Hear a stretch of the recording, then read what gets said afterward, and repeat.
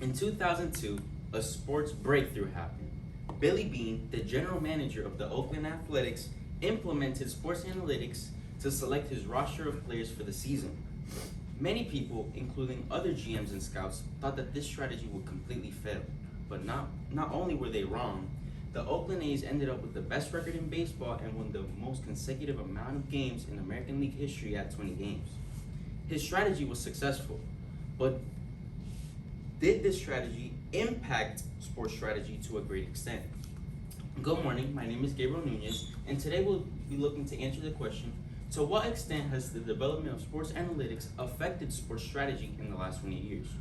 Well, through research, it has been concluded that sports analytics have positively impacted sports strategy in three main ways: in-game strategy, front office strategy, and sports gaming strategy. With sports analytics, managers and players can find the most efficient and successful strategies to succeed on the field. For example, Field FX. This software records the outfielder's position and the position of the baseball. This allows managers to know where on the field their players are more likely to catch the baseballs. This lets players play better defensively since they can catch more baseballs and record more outs, which creates a better in-game strategy for teams since now they can record more outs and be able to move on to the offensive side of the ball. Additionally, sports analytics helps in-game strategy by being able to make players more efficient with their play. With StatCast, a tool used by MLB teams, coaches can track player movements like sprint speed, release points for pitchers, and exit velocity on swings. This type of information allows coaches to be able to perfect the player's skill sets since they know what they do best. Another example of this is on-ball plots in the NBA. According to Stephen Wu and Luke Bourne, analysts for the Sacramento Kings organization, on-ball plots allow coaches to see where on the basketball court players are the most with the ball. For example, players with high on-ball plots like Steph Curry are used more as primary ball handlers instead of low on-ball players like Andre Drummond, who's a center. This information is vital for the construction of a team because without players having proper roles, the team can't successfully play together. According to the College Sports Stimulus, the dark side of resilience, defined as the psychological capacity to adapt to stressful circumstances and to bounce back from adverse events, is a highly sought-after personality trait in the modern workplace. This characteristic is shown in multitudes by the front office since it is arguably the most important part of a team. It signs, cuts, and trades players. But the problem front offices face is that they have a budget, so they can't sign every good player. And that is where analytics come in place.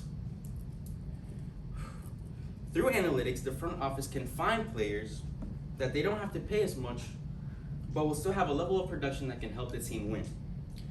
According to the MLB, the Oakland Athletics in 2012 had the second lowest payroll among all MLB teams.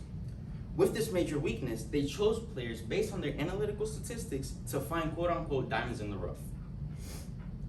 With this, they had the highest difference between payroll and wins, which gave them a differential of 60%, plus 60%.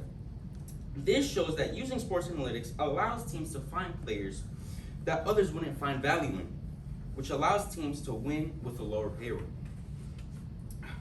This is shown perfectly by comparing Yoenis Cespedes and Alex Rodriguez. As you can see, in their peripheral stats, they seem very similar.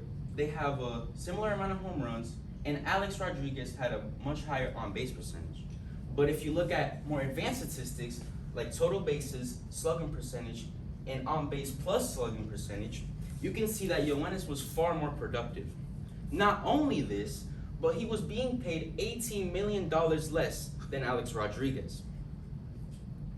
This gave the edge to the Mets because they had a more productive player who they were paying far less for, which allowed the front office to make other moves to sign other players. and in doing so, the Mets reached the World Series in 2015.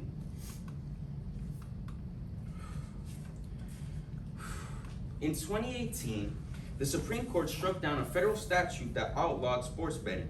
With this decision, people in certain states have the ability to bet on sports in multiple ways. This created a whole new enterprise overnight. And according to this infographic, 27% of US sports fans would bet more if they had a better understanding of the analytical side of sports. Since probability is a large part of analytics, people can use the statistics as I've shown previously, like information with StatCast or on-ball plots, to make more informed bets with a better chance of being correct. This way, fans can make additional money off their favorite hobby with a better strategy put in place. Additionally, according to this graph, the sports betting industry in the US will increase by 10% from the year 2023 to 2030. And as you can see, baseball and basketball, two highly analytical sports, can have the most amount of money involved in this industry. With the information provided by analytics, places like casinos can generate millions of dollars off people using that information for their advantage.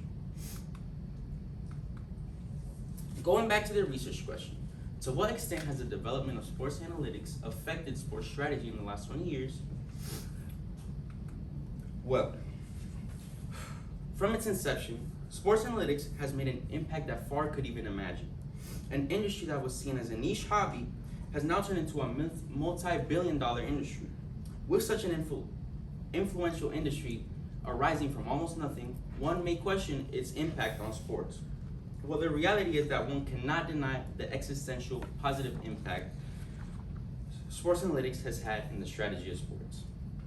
Thank you. Do you have any questions?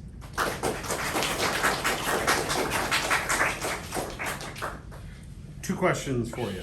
What information did you need that you weren't able to locate? And then how did you go about trying to find the information? Well, information that I wanted to have in my presentation that I was unable to find was how sports analytics was used in terms of medicine, since nowadays GMs and other coaches, like I've said previously, they can use those analytics to find information to see the probability of injuries based on the amount of games that are played. And unfortunately, I wasn't able to find them. I went through places like EBSCO and even online articles to see if I could find any relevant information, but unfortunately, I wasn't able to find it. All right, and if you had more time, what additional research would you do?